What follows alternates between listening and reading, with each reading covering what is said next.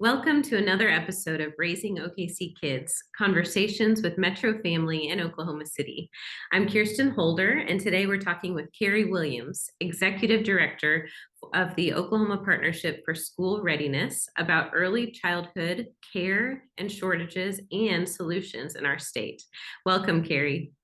Great. Thank you so much, Kirsten, for having me. I'm really happy to be here today. I am too. I'm so excited and passionate about this topic, as I know you are as well. But before we start, I'd love to open with some introductions about you. Carrie Williams has served as the executive director for the Oklahoma Partnership for School Readiness Foundation since May of 2021. During her tenure, she has overseen Oklahoma's Early Childhood Advisory Council and has worked to streamline programs and services on behalf of Oklahoma's children and families.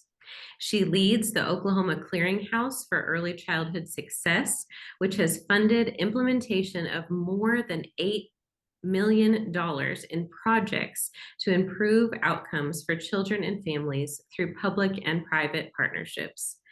Carrie's work includes a collaborative effort between OPSR and Oklahoma Human Services to secure $36 million for the Administration for Children and Families to improve Oklahoma's early childhood system.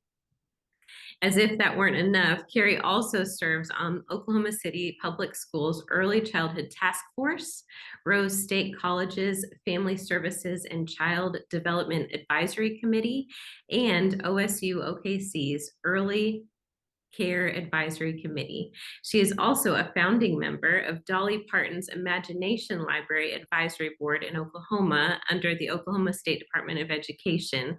We just love that program. We've been talking about it with all of our readers, and all the work you do is so important. And then, of course, you live in Oklahoma City with your husband and your two boys, Noah and Benjamin. And I'm just so excited to dive in.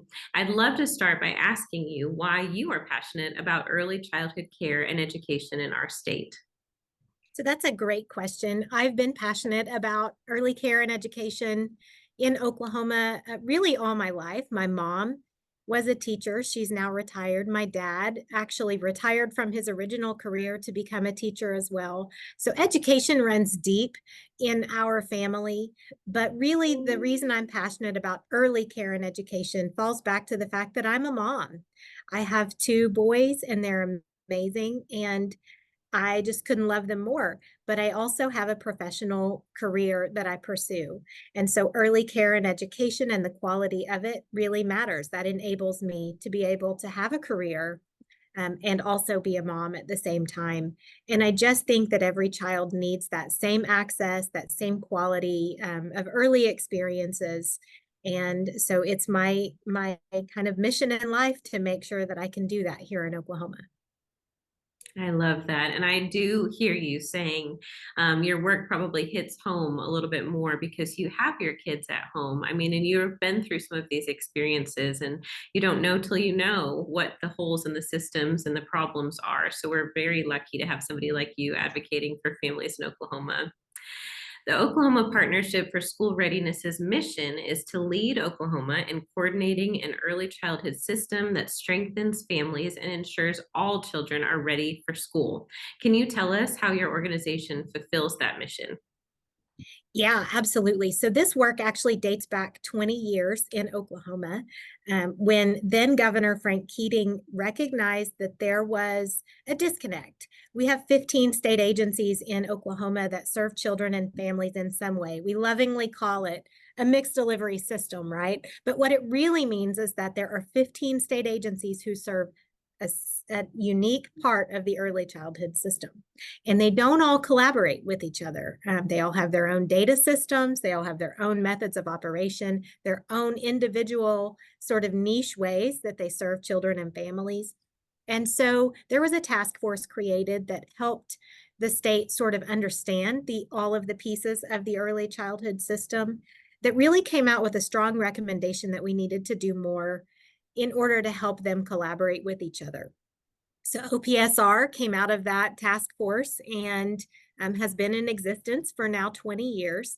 We really are the convening body for early childhood programs and services in the state of Oklahoma, but we're a true public-private partnership. So those 15 state agencies serve on our partnership board, but we also have 17 public or private citizens who actually serve on that partnership board too. And they help us with family voice. They help us know what's happening in the nonprofit community and in other segments of Oklahoma's community that help us really round out the early childhood system and break down those sort of silos that can exist in government when we're serving children and families. And that's really our role in the state. So we're not only the convening body, we're not only the group that brings those folks all together, but we also seek opportunities for funding and programming that actually can improve the early childhood system as well. Awesome. And again, filling those holes and gaps is so needed, and especially from parents who are in the community and working for betterment. That is so awesome. What do you see as the biggest contributing factors to a child's success in school? We know parent involvement plays a huge factor, but I'd love to hear from your perspective and what you see every day. What are some of those biggest contributing factors? And then additionally, how does OPSR offer programs that prepare kids and their families for long-term educational success? So at OPSR, we've identified what we call the pathway to school readiness, the sort of three big contributing factors that help us make sure that children are on the right trajectory by the time they enter school. Because we know statistically that if children enter school not ready to learn, if they're not reading at grade level by the time they are in third grade, that they don't catch up. And then that's when you see dropout rates in high school and lack of participation in higher education and other career fields. So we know we have to have children prepared for school when that time comes. And it really does come down to those three sort of segments of our pathway. So the first is that children and families have access to the health services that they need. And that starts prenatal. So we want to make sure that moms have good prenatal care, that they are having proper nutrition before they even give birth, that we have good health care for moms and babies once the baby's born, that they're attending that postpartum care that they need as moms, that children are making their well child visits, that they are having the opportunity to thrive from a health perspective. We also want children engaged in high quality early care and learning. So whether that be at home, in a family child care home environment, or in a child care facility, we want to make sure that those environments are the highest quality, that those who are caring for children have the education levels that they need to serve children and families well, and that children have an opportunity to learn those early developmental skills that put them on the right track for their education once they enter school. And then we want to make sure that all parents and caregivers have access to education and support services they need to provide a healthy and stable environment for the children that they serve. So we want to make sure that family support is present at all times. We're not a direct service provider at Oklahoma Partnership for School Readiness, but we do manage several programs that directly impact the quality of those early care environments for children and families. For one example of that would be our Child Care Resource and Referral Program. This is a program we operate on behalf of the state of Oklahoma that has several goals in mind. We help first connect parents and families to quality early care and education opportunities. So families looking for child care can either call us directly or search through our website to find quality licensed child care that meets their unique needs. So if they, for example, are a nurse and they work extended hours and they need childcare that meets their needs in a non-traditional way, they need care after 5 p.m. or after 6 p.m., we can help run those tailored referrals for families who are looking for childcare. We're also doing our very best to improve the quality of childcare. So we work directly with family childcare home providers, with childcare center employees to not only improve their business practices and make sure that they are stable and successful from a business perspective, but also help them with their practices in their classrooms to help them improve the environments that children are being cared for in. So child care resource and referral is a huge example of some of that work that we do directly that impacts children and families in the state of Oklahoma.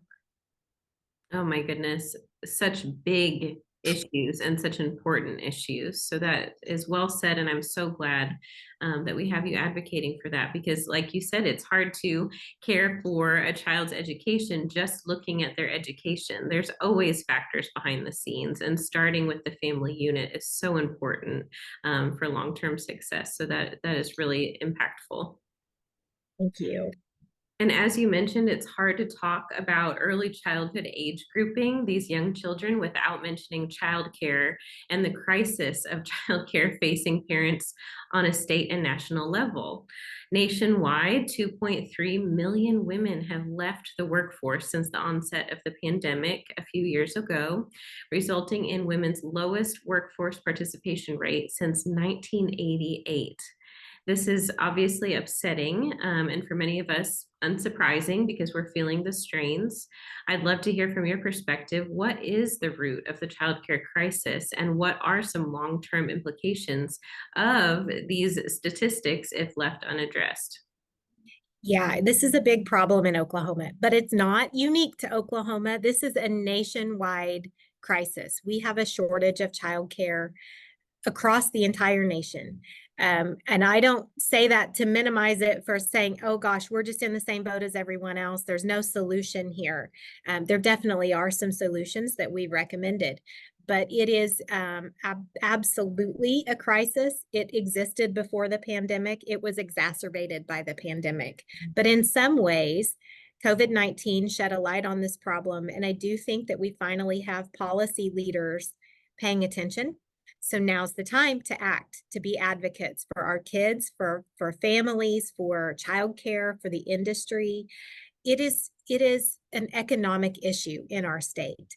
And it's a conundrum for childcare providers because at the same time that childcare is too expensive for children and families in the state of Oklahoma, the average cost of care for an infant in Oklahoma is over $11,000 a year. That's expensive, and especially when you consider that the median income in Oklahoma is around $58,000 a year.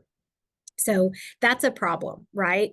But even at the high cost of childcare, it's even higher for those operators of childcare businesses. They are operating sometimes at salaries around $11.67 an hour. That's the median hourly wage for childcare providers. So they're not earning a livable wage. And that's part of the big issue of why we have a lack of childcare available. It's very difficult to incentivize, to recruit and retain a workforce in the early childhood field when you can't afford to pay them what it would cost to actually live in their own communities. 2/3 of childcare providers are involved in participating in at least one subsidy program by the state because they can't afford to live and work and do what they want to do, which is care for our children and families. And there are some reasons for that, right? Childcare is an expensive industry. We are a highly regulated industry in Oklahoma, and that's important. That's necessary for the health and safety and well-being of our children. But it also means that ratios for infant care are 1-4. We want that ratio to exist.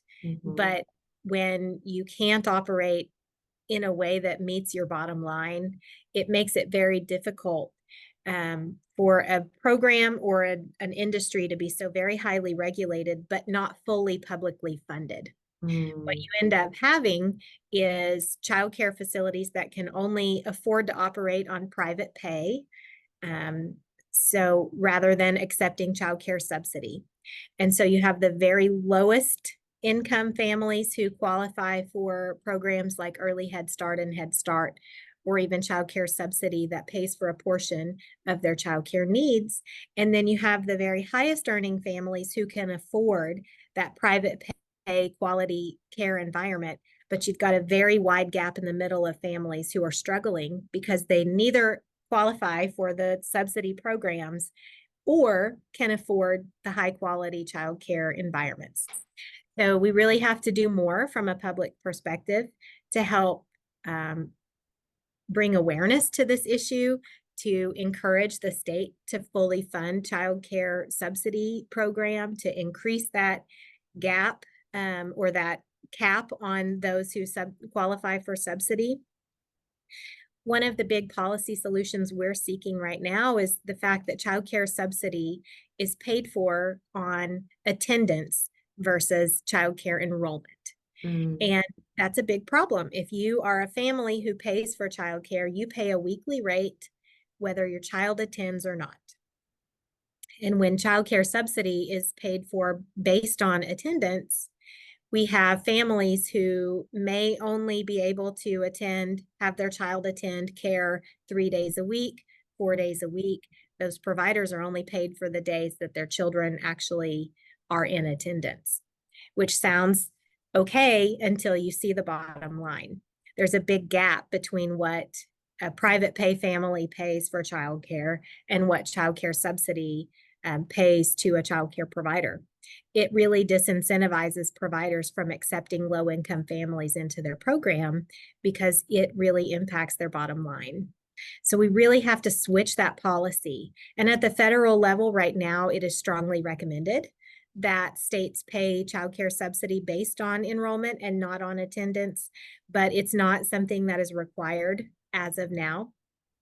A lot of those requirements have been sort of waived due to some federal funding that has come through because of COVID. And we've seen a real stabilization of the industry as a result.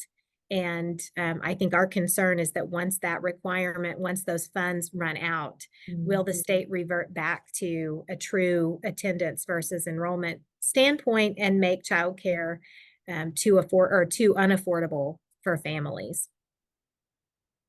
Oh my goodness, this all feels very overwhelming. And like you said, there are two sides to the whole thing, the childcare providers and the incentivizations there, and then the people who need childcare, and how can we kind of fit both problems into a solution. And I'm just really hopeful that, like you said, the pandemic and some of the light that's been shed on these issues will kind of snowball and help us get there, because something does need to change. I mean, we all know that a lot of childcare centers are on wait lists before you even know you're pregnant. And so we all need some help. Not everybody has the luxury of family support. And like you said, caring for our kids is our number one priority. That's all we want out of life, is for our kids to have a better life than we did. So at the root of the issue, that I think that's what we're all feeling. And I appreciate knowing some of those in-depth looks at some things and how there's going to be solutions out of that as well. Yeah, and we really can't overstate the impact that this has on women in Oklahoma, right? We've nationwide 2.3 million women left the workforce because of the pandemic, because they couldn't afford childcare or they didn't have access to childcare. And so someone in the family had to stay home. That disproportionately affected women. If women in Oklahoma participated in the workforce at the same rate as men, we would have 99,000 more people in the workforce in Oklahoma alone. That's $3.7 billion in earned wages that we would have in our economy in Oklahoma if women participated in the workforce at the same rate as men. And childcare is the reason. It is overwhelmingly the reason. We conducted a study for the Oklahoma City Chamber of Commerce where we really were looking at what the workforce issues were. Childcare is number one every time. Lack of ability to pay for childcare, lack of availability of childcare. Those are big issues. And if we don't solve this crisis, it's going to have a negative impact on our state for long into the future. Absolutely. It really, I mean, it really is. I've got two littles at home. I'm right there in it. This has been one of the biggest stressors of our lives that we didn't anticipate until we were kind of grasping at straws. And so I know there's so many others in the same position where they're balancing, needing to feed their families with trying to find the best emotional and physical support for their kids while they do so. And that's hard. I mean, it's just one of those things that they don't tell you about parenting before you're involved in it, and then you realize what a big issue it is. And so, yeah, the study is outstanding. Where can anyone who's listening find a copy of that study if they'd like to break it down and go through it? Absolutely. The Greater Oklahoma City Chamber of Commerce actually commissioned that study, so they have it on their website. We also have it on ours, which is okschoolreadiness.org. There's a link to the full report there, and it's really very well broken down, I think, into some different policy solutions. It really explains the crisis well, but it doesn't stop at just examining the problem. It really is solutions minded, this report. It lays out some pretty simple steps that businesses can take, simple steps that policy leaders can take that really urgently need to be taken now to better support our industry.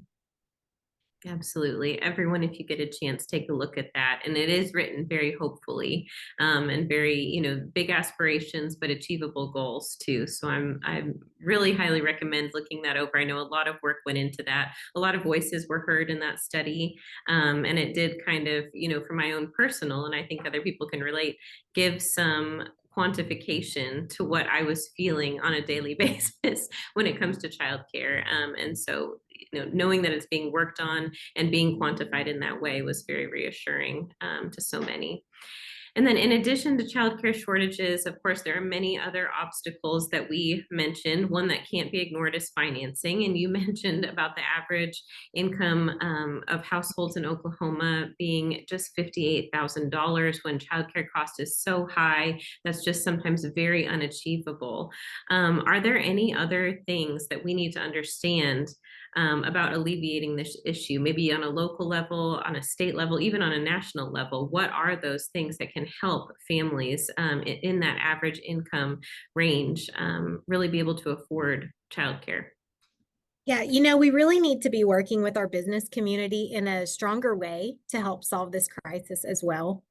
I mentioned the state paying childcare subsidy based on enrollment versus attendance. That is the single most important way that our state can help support childcare businesses and lower costs for families.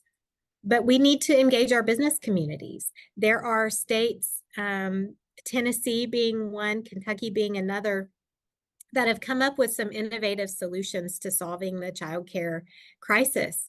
Tax credits for businesses who subsidize childcare for their employees is a really great solution from a policy perspective. But our business community investing in childcare options would go a long way as well. We've, as a state, tried very hard to recruit businesses to Oklahoma. We want this to be an attractive place to live and raise a family. But in order to attract businesses to Oklahoma and support our workforce, we have to have childcare available.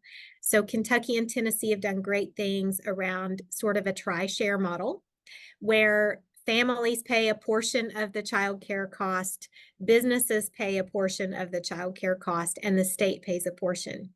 So it really reduces the burden on families, and it also improves a worker's ability to attend work on a regular basis in the way that they're not able to now.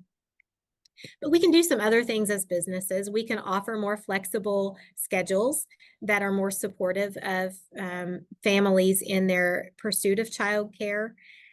We can look at implementing dependent care programs that include employer contributions, paid family leave programs and policies, and again, those tax credits to encourage childcare providers to even childcare providers themselves to subsidize childcare for their employees. One of the other real benefits of the federal funding that came down through the pandemic relief was that we were able as a state to categorically make childcare providers eligible for childcare subsidy, regardless of their income level. It was a really powerful recruitment and retention tool for the early childhood field. think about it this way. If you're making $11.67 an hour, you certainly can't afford to pay for childcare. Mm, So there's really no incentive at all for a child care provider to remain in the field once they become a parent, mm, unless they qualify for subsidized child care um, at no cost to them at the same time. So what that does, that categorical eligibility enables me as a child care provider to go to work, to have my child enrolled in the very same program that I'm working in at no cost to me. It's basically an $11,000 a year raise for the industry. mm, mhm, It's a makes a big impact, and we'd love to see that become permanent. mhm. I'm just thinking too about some of these childcare providers. You know, I can't be my best parent when I don't feel supported, when my cup's not full, when I have these big stressors in my life. And we are dropping our children off with childcare providers that have stresses that are probably we can't even imagine. I mean, at that pay level, and taking care of their own kids, as you mentioned. So we want to make sure that our kids are in the best hands. We need to make sure those people are being cared for as well, that they feel supported, appreciated, financially supported, and given some of the things that they just need to live and to be a productive human and household and all of these things. So that it seems like common sense. It's frustrating that we're, you know, in the year that we're in, and nothing has been changed in that regard. Yeah, you're absolutely right. Those who care for our children, those who are enabling us to go to work, they really do need to feel our support. And it is, great to be able to say thank you, but we also need to make sure they're able to be compensated for the work that they're doing. They are taking care of our most valuable resources and our most vulnerable citizens. Mhm. So we've got to make sure they get the support and resources that they need. Absolutely. So, tell us more about some of your programs and how OPSR is advocating for kids and families. I heard a little bit about Invest in Kids Day, but I'd love to hear more from you. So this is something that we started 2 years ago. We'll be in our third year this coming April of Invest in Kids Day. We call it Ink Day. It is really a great opportunity for families to come together, for childcare professionals to come together. Our childcare resource and referral program, that is in 8 agencies across the state. That's a statewide program. For everyone to come together on one day at the same time, we offer advocacy training. Mm, So we help these families who may have never been to the Capitol before know how to approach a legislator, know how to get their point across, know the right messaging to use, know the right approaches, and how to leave a note behind if their legislator is not in their office. So we provide this really great training. We talk about how a bill becomes a law. And then we literally load everyone up in a bus and we go to the Capitol as one unit to advocate for children and families in the state of Oklahoma. It is a really impactful day for us. And it's really designed to give us one voice so mm, that we know what messaging will resonate with our policy leaders in the state of Oklahoma, and that we're able to effectively communicate that message to those who make policies that impact us. And it's been really phenomenal. The first year, I think we had 200 advocates together in one space. The second year, it was 400. Hey, let's go for 600 this year. It's really, a very powerful time for us, but it's just part of what we do, right? We are tracking bills all session long that impact children and families, and we send that around to those who want to be a part of our campaign. And we make sure that they are aware of anything that may positively or negatively impact them. And we help them connect with their legislators at the federal, state, and local level. mhm, That at times when it's important for us to be heard, we want to make sure that we are communicating those messages well.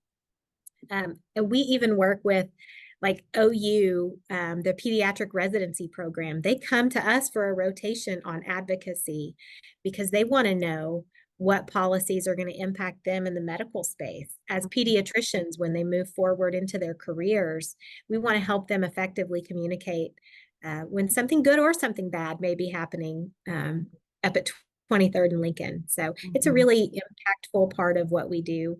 And it's great to be able to support our community in that way and to have families and children look to us as a resource, but also to have those policy leaders look to us as a resource. We present at interim studies before session and after session where we're looking at topics and saying, here's the real impact of that. Mhm. And we're not lobbying, we're educating our legislators on the impact of potential legislation.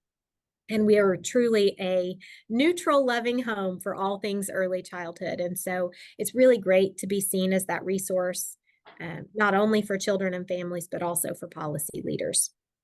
Absolutely. And many of our policy leaders are parents too. So I'm sure hearing these problems again in a quantified way, they can't help but relate. And then seeing the numbers that you're bringing out to advocate and educate as well, I'm sure is very impactful. That is just awesome. Thank you. What is the date of that event this year and how can people be involved? It is going to be on Monday, April the 1st this year. So we'll send out a registration link and we'd be happy to share it with you and with our entire communications list. So if you want to be a part of it, go to okschoolreadiness.org and sign up for alerts for our events. And we'll be sending out a registration link for Ink Day through that. But we'd also love it if you all would promote it at Metro Family. That would be amazing. It's such a good Absolutely. event. We'll put it in our So show notes, definitely, and help promote it throughout the year because that is very important for all families to be involved in. Is there anything else you recommend that we can do as parents to advocate for ourselves and our families in our own communities? yeah, I think the best advice I would give is to just stay informed about the issues related to childcare. And we all know that childcare is expensive, but we don't always understand why. So Mhm. let's be information seekers and let's be curious and let's make sure that we have the best possible information so that we can be true advocates for kids, for the childcare community. Stay involved with our website. That's where we post lots of good information that can help you stay informed. And we need you to be advocates for children and families. It's great to have family voice involved. And so, any way that you want to do that, we'd love to help you. Um, and we can always use more advocates. So just reach out to us if you want to be engaged. Absolutely. In the midst of all the statistics we talked about today that I know can just be overwhelming and frustrating and aggravating, what gives you hope and optimism for the future of young families in Oklahoma? Yeah, Oklahoma actually leads the way in early care and education. We are the first state to adopt universal pre-K programming for 3 and 4-year-olds. We were the first state to adopt what has been nationally recognized standards for a quality rating improvement system for the child care industry. We're a leader, and I think we have a proven ability and a track record of success that says we can solve this problem. We can solve the child care crisis in Oklahoma, and this will be just one more way that we're leading the way. Like I said, we're #2 in the nation for access to public pre-K. Other states look to us and they're jealous of what we've been able to accomplish. So let's do that with child care moving forward too. Amazing. When you put parents to work, and if you don't mind me saying, when you put moms to work, things get done. I love to hear it. Thank you so much, Carrie, for talking with us today. To find more about Carrie Williams' work or the work of Oklahoma Partnership for School Readiness, as we mentioned, please visit www.okschoolreadiness.org. Thanks again so much, and join us next time on Raising OKC Kids.